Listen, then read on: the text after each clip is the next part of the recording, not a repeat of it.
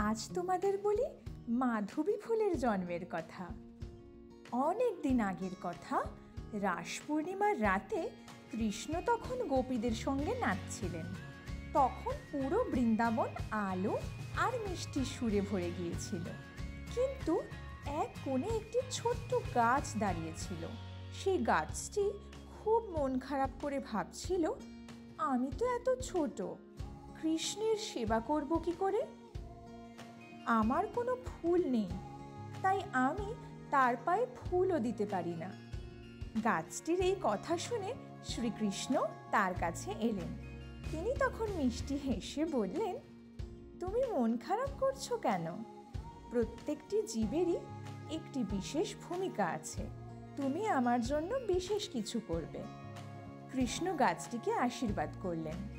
পরের দিন সেই গাছে ছোট্ট ছোট্ট ফুল ফুটল, যার গন্ধ অনেক দূর পর্যন্ত ছড়িয়ে পড়ল। সেই ফুলের নামই হলো মাধবী ফুল। এরপর থেকে রাস পূর্ণিমার সময় মাধবী ফুল শ্রীকৃষ্ণের পায়ে নিবেদন করা শুরু হয়।